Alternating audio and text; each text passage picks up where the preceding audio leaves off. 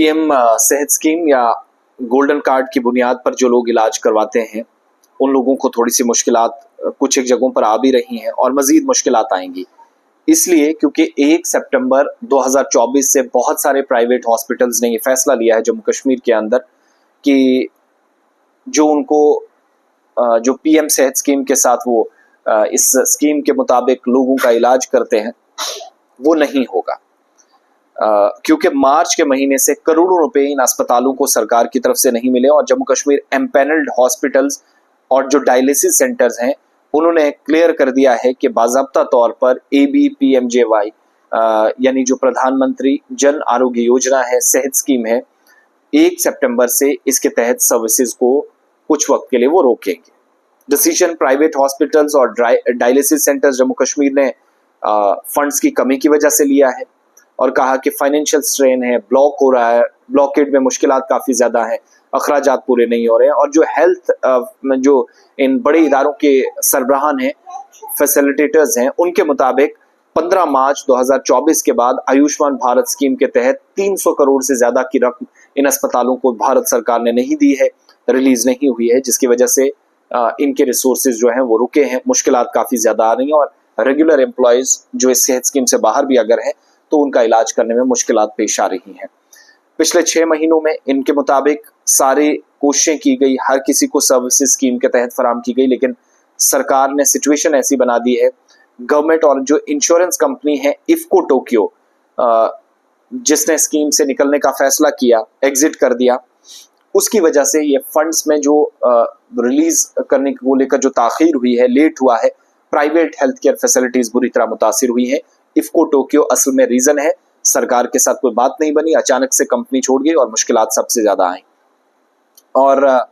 जो गलती से पैसा रिजेक्ट जो काटा भी गया था, रिजेक्ट किया गया था या डिडक्ट कर लिया गया था, उन केसेस में भी अस्पतालों के मुताबिक इफ्को टोक्यो ने अभी तक किसी भी किस्म से वो पैसा वापस भी नहीं भेजा। अगर किसी का गलती से ज्यादा पैसा कट गया वो वापस करने के लिए भी कोई कोशिश नहीं हुई। स्टेट हेल्थ एजेंसी SHA ने बाज़ाब्ता तौर पर इस सिलसिले में ऑर्डर भी जारी किया है, लेकिन ग्रुप के मुताबिक जो एम्पैनल्ड हॉस्पिटल्स हैं कोई जवाब इस पर नहीं आया। और अब उन्होंने कहा कि गोल्डन कार्ड पेशेंट्स जो हैं 31 अगस्त 2024 के बाद वो इलाज नहीं करेंगे जब तक सरकार की तरफ से उनको जो पैसा या पिछला पैसा फंड्स जो वो रिलीज नहीं होते, उनके सप्लायर्स वो उनको अब क्रेडिट पर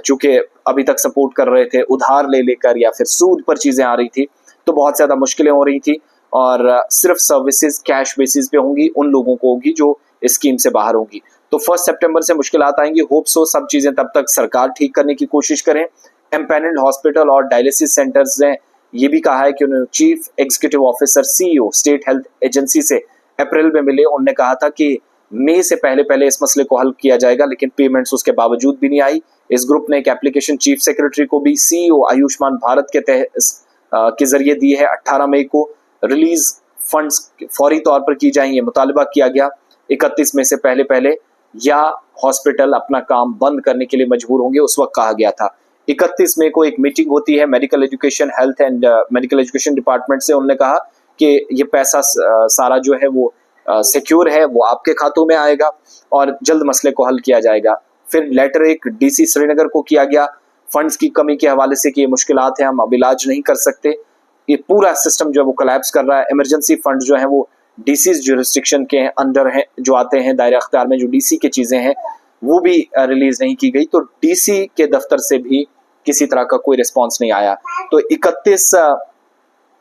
अगस्त के बाद यानी 1 सितंबर से जम्मू कश्मीर के अंदर करोड़ों रुपए जो इन अस्पतालों को नहीं मिला है, J&K एम्पैनल्ड हॉस्पिटल और डायलिसिस सेंटर, वो इलाज तब तक नहीं करवा सकेंगे जब तक सरकार इनको पैसा मुकम्मल तौर पर नहीं देगी। अब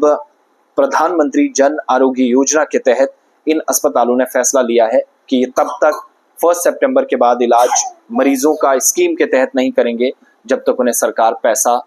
रिलीज नहीं करती।